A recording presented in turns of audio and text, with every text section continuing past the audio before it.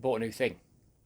Something that we wanted for a little while, and it's recently just come back into stock and then instantly sold out again, so we were lucky to get our hands on one. So we thought, it's a lovely day in Nottingham. You can see the sun blazing through the window at the moment. So we thought we'll go down to one of our favourite places, take the dog for a walk. She's ready and raring to go, look. Yes, she is. And then we'll try and get it up and try and figure out how to do it. Watch the video. Doesn't look that complicated, but this is me and Trish, so I'm sure we'll make it more complicated than what it needs to be. But yeah, it should be good. We're going camping this weekend, come in as well, so that'll be nice to have that. The weather's supposed to be really good. Try not to give too much away of what it is we've bought. I might show you a cheeky glance at the packaging, just so you can try and hazard a guess as to what it is that we might have got. But yeah, follow us to Hoveringham and we'll try and get it set up. Bye bye.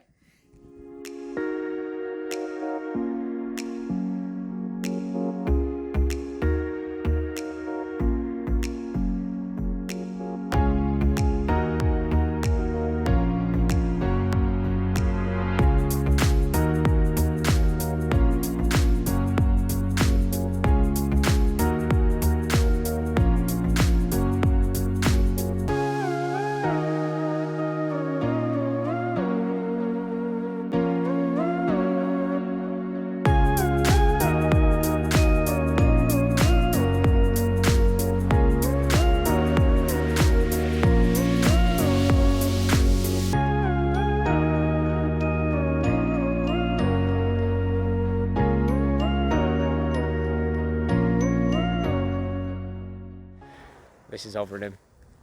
This follows the River Trent down, all the way down to Gunthorpe Lock. A beautiful little walk.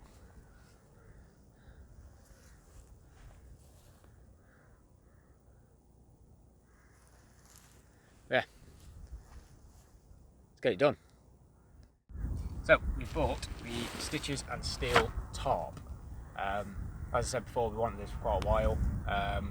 Been keeping an eye on Stitches and Steel stuff because it looks really cool and it's black and with goths, so we enjoy that. It's been on sale for, it's been out of stock for quite some time. We've been keeping an eye on it. We had the email notification saying it came back in, we bought it straight away, and it's sold straight back out again. So we've done quite well to get it. We got the one with the 4 poles, so you can have a couple of different options with it. Either just the tarp on its own, which just seems a bit pointless, unless of course you broke it and you replace it, and then with 4 poles or 2 poles. I can't get it out of the bag because we rolled this up together. So all the poles that you get, we put in this old like chair bag that we had.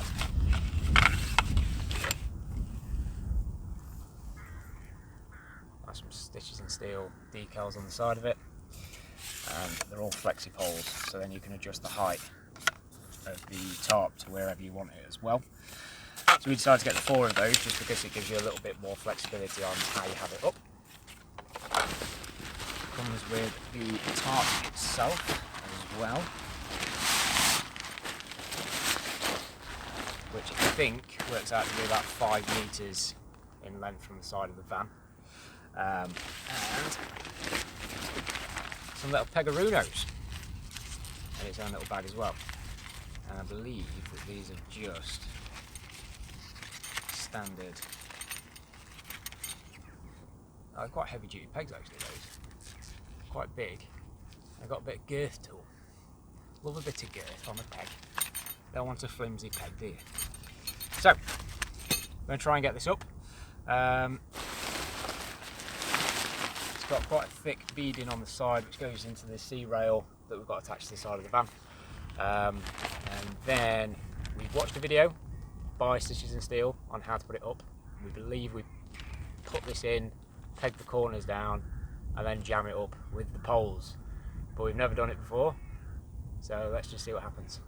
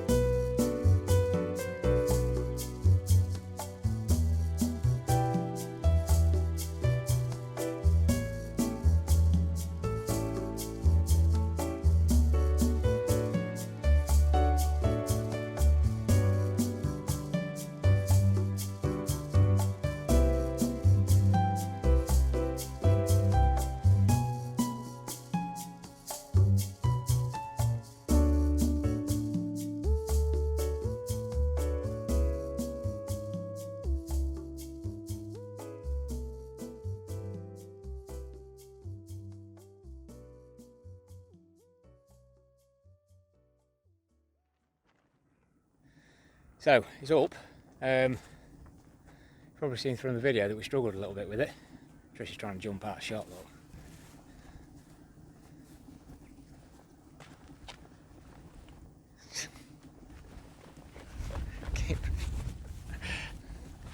Such a... We managed to get it up.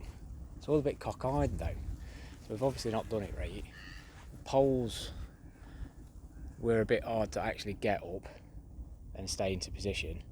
There is a bit of wind here though, and obviously it's not designed for wind, I suppose. It just doesn't seem like we've got it very taut.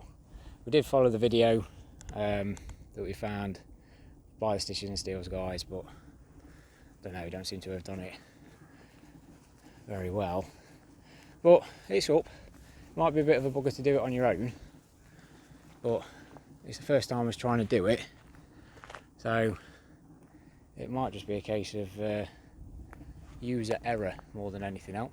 One good thing that I do like about this though is the guy ropes have these little clever mechanisms on them. It's got these teeth, so the guy rope feeds through. You pull that out, you can then adjust it to wherever you want, however slack you want, however tight you want, pull the rope back through, and then these little teeth just sort of nip onto it, and then it doesn't go anywhere. I've never seen that before, and yeah, I enjoyed that. I don't think we've done it right. No? No, we've not done it right. We need to do it again. Yeah. Not now. Okay. 8:10, it won't be snap. Okay, let's make pancakes. Yeah, we've definitely not put it up right. You can tell how saggy it is in the middle. It's definitely not put it up right. Anybody who works at Stitches and Steel, comment, tell us how much of a knob we've been and what we've done wrong. Yeah, that'd be nice. Anyway, right, we're gonna get some snap. So Trish has had a little fiddle with it, and appears that she may have managed to figure out what we're doing wrong. It just wasn't taut enough, was all it was, and the poles were too far in. So the way that it's a bit of an odd shape, so it's not square. It looks square, but this section here, this bit comes out, so it curves out away from the van, and then you put your pole up, and then obviously it curves. You can see that curvature really easily, but yeah, it just wasn't taut enough. So where the poles were, it was too far in, so that was just making it too saggy. I think we've put the guy ropes too far out as well. Could maybe sink them in a little bit further, but it's all a bit of trial and error with it. It's a big old piece of material to try and manhandle into position, and these, like I say, the poles, the telescopic poles that we've got with it, they're good. They're nice and lightweight, but they don't seem to want to lock in position very well. I don't know why. I don't know if it's something that we're doing wrong still or not. But I mean, your living quarters, you get quite a substantial space there. I mean, that must be at least, well, it's about 2.5 metres. Must be about 2.5 metres. But yeah, we'll keep it going. We're going to use it again this weekend when we go out. Gives us a nice bit of shade, somewhere to sit. Hopefully hide the dog away as well. So, yeah.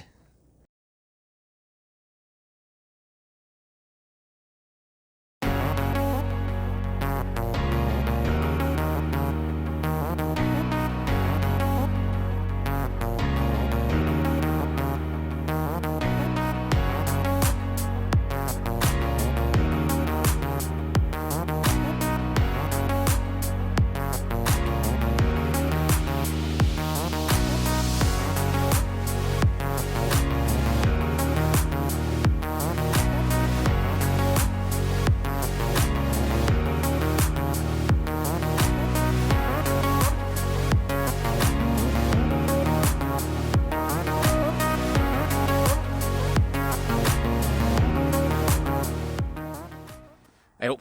So, Stitches and Steel, the Tarp, part 2 of trying to get it up. We've been camping at Hoodlands farm in Langsett. It's about half an hour away from Sheffield, probably actually closer than that. Top of the Peak District. Absolutely stunning. Great little campsite. £20 a night per unit, not per person. Get lecky, got some toilets, shower, but look at that view. Absolutely stunning. Weather's not as good today, but the Friday when we got here and all day Saturday, just clear blue skies, stunning. Been here with a few mates. Yeah, been really fun. But anyway, the tarp. So we had another go at trying to put it up, and we succeeded this time around, and it didn't take us as long as it did in the previous video that you would have seen at the beginning. It's been windy for the past few days as well, and it's held up really well. So we've had it out fully, so you can see the front end sticking down. We put that up last night. We had that folded over the top, and we used some little clips just to hold it in place. Didn't really know how to do it. But yeah, we found last night with the wind, it was just flapping around like nobody's business and was keeping us awake. So I put it down last night, but it gives you so much more room. So it comes out quite far away from the van, just attached to the multi-rail that we've got, the Vermoose multi-rail. Comes out probably about 2.5 meters, I think it says on the website and the video that we watched on how to put it up. And then that extends out by another probably 2.5 meters as well. So it just gives you a bit of, you know. The gimbal's just died. Just ran out of battery. Not charged it up for a long time, and it's just died on me. So I'm going to try and do this by hand just for this bit. So if it's a bit shaky, I do apologise. Got the microphone still attached to the gimbal in my hand, so hopefully you can still hear me all right.